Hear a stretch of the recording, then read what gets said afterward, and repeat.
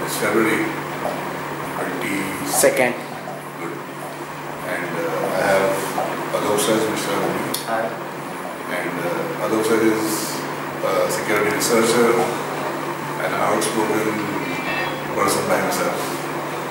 He is awesome personality. The most colorful guy in security person seen in India.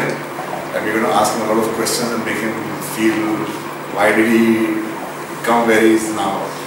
Catch him on the right foot or the wrong foot. Tell me, we'll start up by knowing, what do you do? I'm mostly into cryptography and malware. Mostly in breaking the cryptography by using cryptographic backdoors and mathematical loopholes in cryptography, as well as malware techniques. Means the techniques employed for malware detection, I generally try to bypass them. So where did you learn all this? By some friends on some underground forums. Underground forums as in criminal forums? No, not in criminal forums. When Tor was very active, there were some really good guys on Tor, some hidden forums.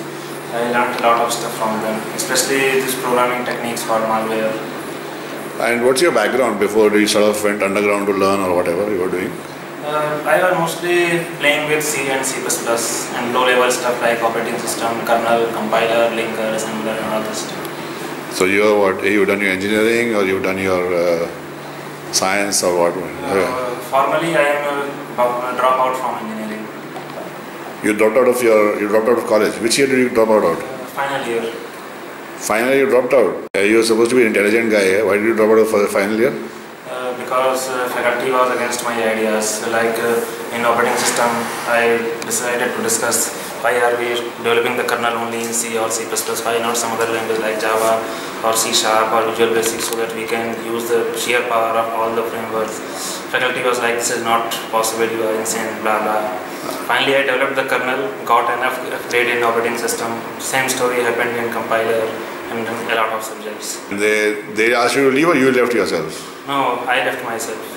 I am no more interested in getting the degree from my old university. Maybe I will go to some other university for a degree. So, but what do you think? Okay, like let's say you have dropped out, and there are a lot of celebrity dropouts also. Like and all these guys are dropouts, and everybody thinks that dropping out means that you are maha intelligent or super intelligent, and you'll become super successful or whatever. So, but what is now that you have been out of formal education and you have done whatever you have done on your own. So what would you advise anybody who is thinking of dropping out? See, dropping out is fruitful only if you can learn on your own. Means you have to dig a lot of books, a lot of tutorials. Many times you won't get the material to study. A lot of things are scattered here and there. A lot of matter is really scarce to get. A lot of subjects are very difficult like finite automata to study on your own. Unless you can study all these subjects on your own or you can get a mentor for them. Dropping out is not a feasible option if you are trying to pursue the same field on your own. But what about security? It did do one thing, just move this side. So what about security? In security domain, as a dropout, what do you think would be the chances of anybody Again, it growing? Depends on the area of security. Like in case of web security or network security, it is easy to pursue. But if someone is trying to go at kernel level, rootkits, mutation engines, it is much more difficult because all these fields require formal education in computer science, theoretical as well as practical both. So that is one thing. And what about jobs? Have you had a problem finding a job? Depends upon the company. There are many companies who don't bother about degrees. Like I have been on various projects in national, international, many places.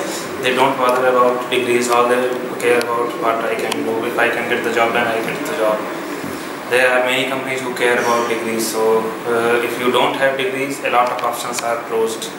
So you have to hunt for only those companies which don't care about degrees. So do you think, are you looking for a job or are you not looking for a job? Mostly I am looking for a job with some conditions, but the thing is that those conditions are hard to fulfill in India. Okay, like give me an example. Like I want something like research oriented job, but research in India is not that good, especially in security domain, or you are supposed to do same with stuff again and again and again, and repetition is no more fun for me. But tell me that when you look at looking for security job, so do you think that if you don't have a formal degree, anybody will allow you to get into research unless that research head knows you? I have been to some research positions without degree. So again, it depends upon the company. And yes, if I want to go to research, I need some solid referral in the company itself. Right. But what about overseas? Do you have any idea of the market abroad? So if you don't have a degree, either a foreign company. It is very difficult, but in US there are chances to get a permanent job in security. Without a degree? Yeah, without a degree. In Europe it is very difficult. In US it is easier. Okay. Because a lot of companies will support you if you have enough knowledge to get the job done. Okay. Just prove that you can do it and they will hire you. I see. So like when you dropped out of college, you were doing C, C++ and so tell us about, how many years after college you got into security and what did you do those first 2-3 years and it has been 2 years since I dropped college and most of the time I was engaged in malware stuff. Okay. So how did you get into malware and how did you get into security? I was introduced to security field by a friend on Facebook. He introduced me to a couple of security guys who are dealing in web application, exploit writing, network security and all that. So I worked with them. I worked with a C++ guys on some malware techniques as well. So since I was already in C and C++, this malware stuff was a lot easier for me. Because I had some background in operating system and compiler technology. So you do malware and exploit development primarily? No, malware only. I don't do exploit development. Do you do malware reversing? Yeah, malware reversing, new malware techniques and so on, only for research purpose. And you don't do web application security and or the regular web I don't do pen testing VAPT or pen testing. So for somebody who wants to get into what you are doing, basically malware research. Yeah, malware research and cryptography research. So what sort of background that person should have? For cryptography, mathematics should be strong, especially discrete mathematics and number theory, plus algebra up to class 10th or 12th. Some bits of calculus is required to get enough hand in cryptography. For malware, it is difficult because you need to understand a lot of concepts to its core, like operating system, how processes are managed, how memory is working, how different devices are interacting, how compilers are working, a lot of stuff depending upon the type of malware you are trying to develop. Okay. And how do you rate your success? So the malware, whatever work you are doing, are you doing it independently or are you doing it for some company or something? No, I am doing it independently. I don't do malware stuff for a company because there is a lot of chance of misuse. Okay, so but what about income? So how do you manage? I mostly train about exploit writing and advanced exploitation techniques, advanced hacking techniques. And your research findings, then what do you do with the research findings? It is only for your pleasure or it is for the community? What do you do with that? Some research is only for my pleasure. Some of them are exposed to public in some conferences. Have you thought about sharing with the government? Problem is in the security community we no more trust government when it comes to malware. Because all they do, all sort of bad stuff, like if you talk about NSA, CIA, GCHQ, they take malware, they try to use it in mass spam and surveillance. We care about privacy protection, we don't share any of the techniques with government. But is it only because it's your personal opinion? Is that the reason why you don't do that? But yeah, it is my personal opinion that I don't like the activities of government with malware, so I don't tell them anything. But I remember you once told me that you were going to do some training for some government agency in malware analysis and all that. I do some training on malware as well, but what I teach them is already available on internet. So if they have right keywords, they can search and they can learn. No, that's right. I don't tell them anything extra that is not available on internet or public domain. No, that's right. But in the training, people will ask you questions, and you went to train government people, right? Yes. So if you are training government people for doing that, and you're not, and that is one point. Yes. The other point is that you say that because of misuse by government, that is why you don't want to share with them. The thing is, whatever is on public internet can be very easily detected by a lot of antiviruses. So even if they learn all those stuff, they won't be able to bypass from all the antiviruses so easily. So what do you think? Bypassing technique is not available on internet. So today, let me ask you, what do you think about your future? future in malware? No, as a career, as a person. Today you are not married. Tomorrow maybe you. I'm trying to start my own startup in security, especially in reverse engineering and malware analysis. So we are developing a product as well for malware analysis.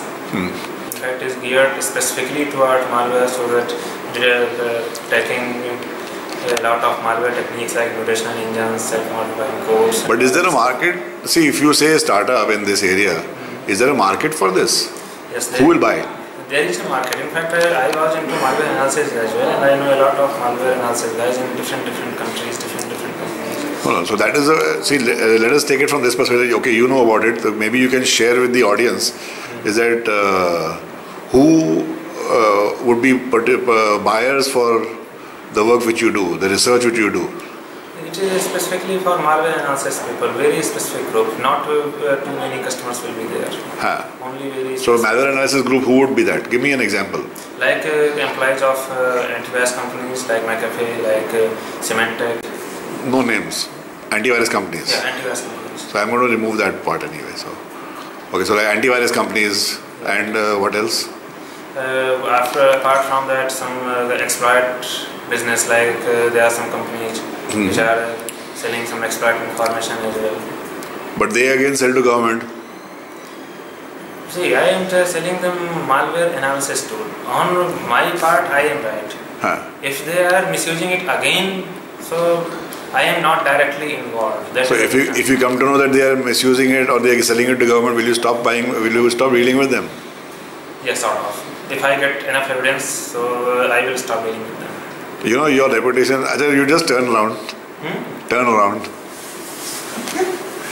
Well. This is Alok Saj. No. Now give me your side pose. Give me your side pose. Yeah.